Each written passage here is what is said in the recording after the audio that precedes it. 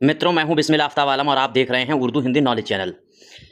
आज वीडियो शुरू करने से पहले हम आपसे एक रिक्वेस्ट करते हुए चलेंगे।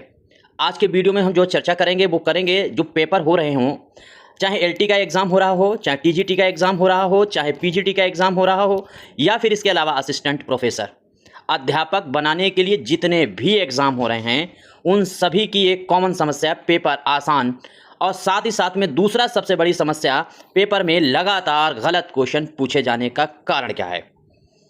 एक बात हम आप सभी से विनम्र निवेदन करते हुए चलेंगे। ये बात पर चर्चा करने से पहले आप मेरे अलावा यकीनन दूसरों के वीडियो देखते होंगे यूट्यूबरों से।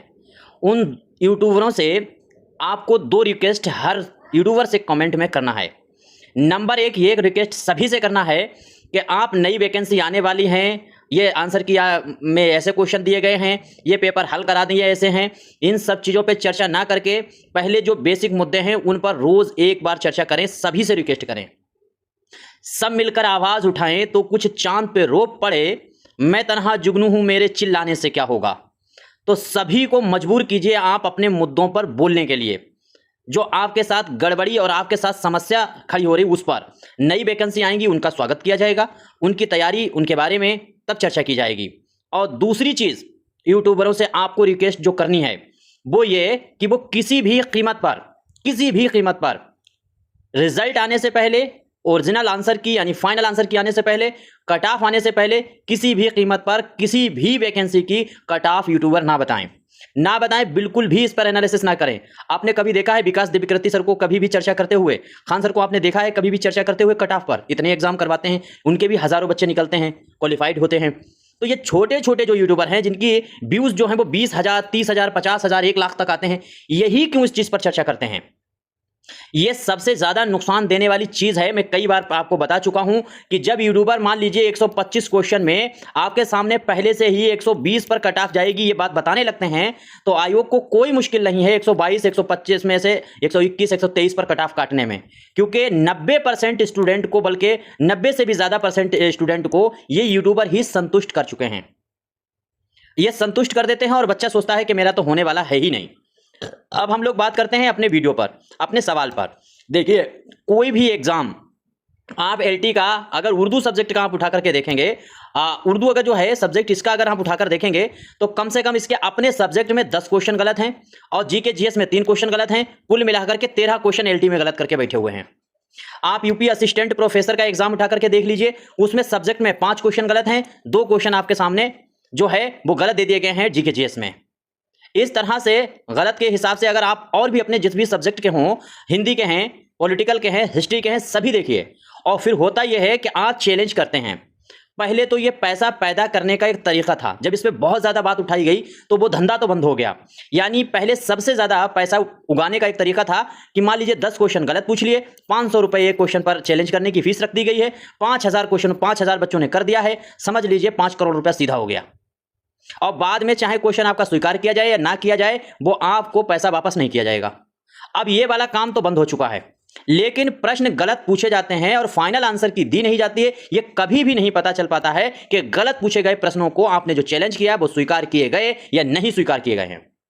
और ऐसे अगर एक पेपर में 10 क्वेश्चन हैं, यानी 125 के क्वेश्चन में 10 क्वेश्चन हैं, तो 115 जो क्वेश्चन हैं इन पर ही मेरिट बननी चाहिए। लेकिन इन 10 क्वेश्चनों का गड़बड़ घोटाला आपको कभी पता ही नहीं चलता है कि चैलेंज स्वीकार किया या नहीं किया, और ये 10 ही क्वेश्चन काफी हैं मेरिट को ऊपर नीचे करने के लिए। क्या आप मेरी इन बातों से सहमत हैं?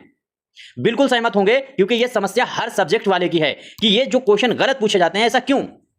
आप कह भी सकते हैं कि सर आप रोज एक टॉपिक पर चर्चा कर रहे हैं। हाँ भाई, हम रोज एक जो समस्या है उस पर रोज टॉपिक पर चर्चा कर रहे हैं और सभी से कहते हैं कि चर्चा करो। या तो आयोग हमारी समस्याओं को स्वीकार करे, हमारे स्टूडेंटों की समस्याओं को स्वीकार करे और अपनी पारदर्शिता दिखाए, सारे जो हैं चीजें हम जो बता रहे हैं उन चीजों को सुधारा जाए।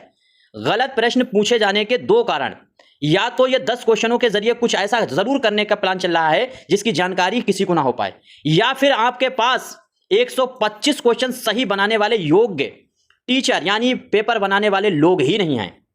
हम लोग जब YouTube पे पढ़ाते हैं तो 100 क्वेश्चन बनाते हैं, 100 क्वेश्चन में बच्चा कुछ भी कोशिश कर ले 80 क्वेश्चन नहीं सही कर पाता है, और प्लस 100 में 2 क्वेश्चन, एक क्वेश्चन गलत हो जाता है तो दूसरे दिन नहीं तो ठीक 1 घंटे बाद ही बता दिया जाता है कि ये क्वेश्चन गलत हो गया, और क्वेश्चन गलत नहीं होता है। इत्तेफाक की बात यह है कि ये प्रश्न हमने दिया और हमें बी जो है वो आंसर की में सही देना था, इत्तेफाक से उसमें डी हो गया है, लेकिन आंसर इसमें सही मिलेगा आपको चारों ऑप्शन में।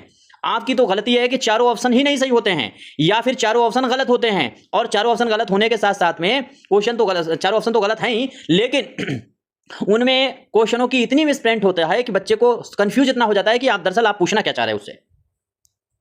आखिर में सभी लोग कमेंट करके ये आवाज उठाते रहिए। आप सोच रहे हो कि काश इन सब चीजों से कोई फर्क नहीं पड़ेगा, तो बिल्कुल पड़ेगा। मैंने अभी कहा कि जो 500-500 रुपए फीस ली जाती थी चैलेंज एक क्वेश्चन करने की, मान लीजिए 10 क्वेश्चन, आज के जमाने में 10 क्वेश्चन अगर गलत पूछ लिए और 500 रुपए के हिसाब से अगर आपको चैलेंज करना पड़ता तो 5.50 यानी 5000 रुपए एक स्टूडेंट पे करेगा, तब अपने 10 क्वेश्चन चैलेंज करता। इसी तरह से सारे क्वेश्चन हर बच्चा, गरीब बच्चा जो है वो कैसे चैलेंज कर पाता। तो ये जब यूट्यूब पर बात मैंने उठाई थी एलटी ग्रेड के एग्जाम से पहले और उससे पहले से, तब से ये काम तो नहीं होता है कि एग्जाम में चैलेंज करने के क्वेश्चन की फीस तो नहीं ली जाती है, लेकिन अभी सवाल गलत ही क्यों पूछे जा रहे हैं और फिर वो फाइनल मानेगा या नहीं मानेगा ये नहीं पता चल पा रहा है। ये सबसे बड़ा सवाल बना हुआ है।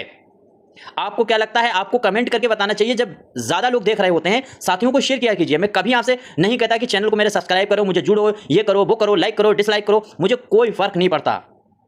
मैं सिर्फ समस्याओं पर बात करता हूं और पढ़ाने पर बात करता हूं। बाकी जो अपने क्लास हैं जीआईसी के, देखिए मैंने जीआईसी की मेरिट आपको नहीं बताई, आपको एलटी ग्रेड की मेरिट नहीं बताई, लेकिन आप खुद ही देख लीजिए ना, टीजीटी की बताई। कमेंट में देख लीजिए, आपका जो भी सब्जेक्ट हो उसमें बच्चे खुद कह रहे हैं कि मेरे इतने सही है, मेरे इतने सही है, इतने सही है, तो आपको इससे अंदाजा खुद ही लग जाएगा कि मेरिट किस लेवल तक की हो सकती है। हम क्यों आप अपनी तरफ से एनालिसिस करें? जैसे एग्जिट पोल का मैटर हम चल रहा है कि एग्जिट पोल में पहले से नहीं चुनाव को बता सकते हो कि किसको कितने प्रतिशत वोट मिल रहा है, किसको कितना मिला है, तो इसी तरह से पहले ही आप कट ऑफ क्यों बता रहे? अब आपका जो भी नजरिया हो कमेंट करके जरूर बताइएगा। समर्थन करना है तो समर्थन करिए, नहीं समर्थन करना है तो आपकी जी चाहे जो आपकी मर्जी हो कीजिए। हम तो सिर्फ मुद्दों पर बोलना पसंद करते हैं और मुद्दों पर बोल रहे हैं। मैंने पहले ही शुरू की वीडियो में कहा था, सबसे पहले जब तक या तो मेरी समस्याएं सुनी जाएं, वरना इसी तरह से रोज की रोज रिलाई होती रहेगी। रोज के रोज अपने स्टूडेंटों को जागरूक, क्योंकि हमारे लोगों के भूलने की समस्या बहुत बड़ी है। आज कोई हादसा हमारे साथ होता है तो हम लोग भूल बहुत जल्दी जाते हैं। यही वजह है कि हमारी मुद्दों को सुना नहीं जाता है। ठीक है, आप कमेंट कीजिएगा और पुरानी वीडियो को भी जो मैंने इस पर चर्चा की है उन पर चर्चा आप भी करें। दूसरे साथियों से भी कहें कि भाई जो समस्या इन पर भी बात कीजिए। नई वैकेंसी आ रही है, उनको तो उनका स्वागत हम लोग करेंगे। आयोग की और सरकार की प्रशंसा करेंगे, लेकिन आयोग और सरकार जो है वो दोनों मिलकर के हमारी इन समस्याओं को थोड़ा सा स्वीकार कर लें तो उनका क्या चला जाए। ठीक है, आपको जैसा भी लगता है कमेंट कीजिएगा।